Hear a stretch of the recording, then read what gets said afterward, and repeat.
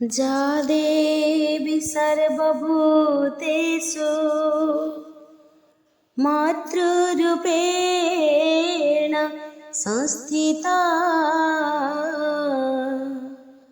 नमस्तस्यै नमस्तस्यै नमस्तस्यै नमो नमः। नमस्तेस्तु महामाये श्रीपीठे सुरपूजिते शङ्खचक्रगदाहस्ते महालक्ष्मी नमस्तुते। नमस्ते गरुडारूढे कुलासुरभयङ्करी सर्वपापहरे देवी महालक्ष्मी नमस्तुते। जगदानन्दकन्दाय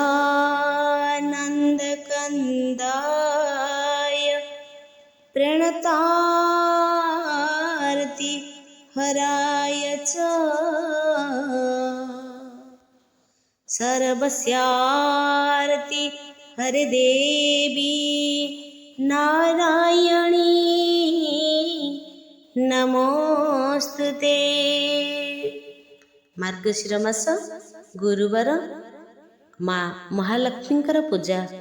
नमस्ते कमला माग सागर दुलणी नमस्ते नमस्ते लक्ष्मी विष्णुका घरणी नमस्ते कमला मागो अति दयावती स्थावर जंगम कीट आदि पालु नीति तोर दया बोले मागो दरिद्र जनर हुई अचल बीत जिड़ाई कुबेर तोर द्रोही जने मागो हरनान मिलाई जेते अरजिले केभे पेट न पुराई तोहर चरित मन देई जे सुनाई किय बा भक्ति भावे सर्वदा गुणाई ताहार दरिद्रपण जाए दूर होई सर्वदा ताकु प्रसन्न हेउ महामाई एणु तो चरणे मागो अशेष प्रणाम करुछि पूरा बारे मोर मनस्काम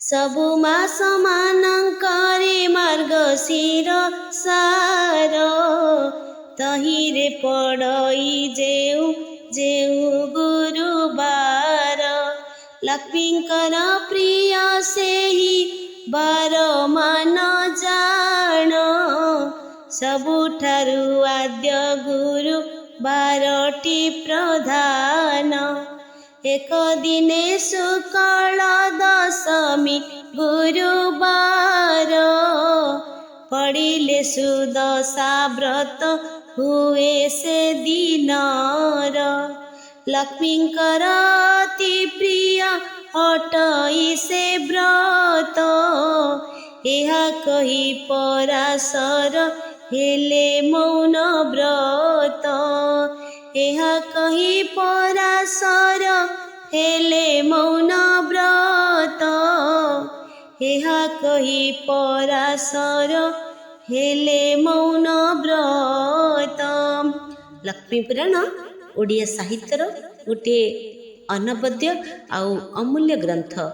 शुक्लपक्ष दशमी तिथि गुरुवार ସୁଦଶା ବ୍ରତରେ 10 ପାଖୁଡ଼ା ପଦ୍ମ, 10 ବର୍ଣ୍ଣର ମୁରୁଜ, 10 ମୁଖୀ ଦୀପ, 10 ମୁଠି ଚାଉଳ, 10 ମେଞ୍ଚା କଦଳୀ, 10 ଗୋଟି ମଣ୍ଡା ଆଉ 10 ମେଞ୍ଚା ହଳଦୀରେ ମା ଲକ୍ଷ୍ମୀ ଠାକୁରାଣୀଙ୍କର 10 ନାମ ଲକ୍ଷ୍ମୀ ନାରାୟଣୀ, କମଳିନୀ, ଶ୍ରୀ ହରିପ୍ରିୟା, ପଦ୍ମାଳୟା, କମଳା, ଚଞ୍ଚଳା, ବିଘ୍ନସେନୀ,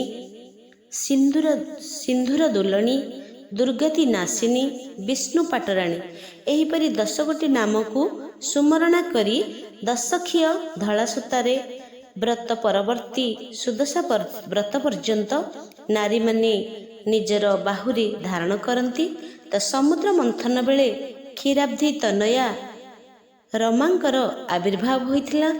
ଆଉ ଭଗବାନ ବିଷ୍ଣୁଙ୍କ ସହିତ ପୁନର୍ମିଳନ ଠାରୁ ଶ୍ରୀମନ୍ଦିର ମାଲିକାଣୀ ମହାଲକ୍ଷ୍ମୀ ଶ୍ରୀୟାକୁ ବରଦାନ ଆଉ ସୁଦଶା ବ୍ରତ ପର୍ଯ୍ୟନ୍ତ ଏକ ଲମ୍ବା ବିସ୍ତୃତ କାହାଣୀ।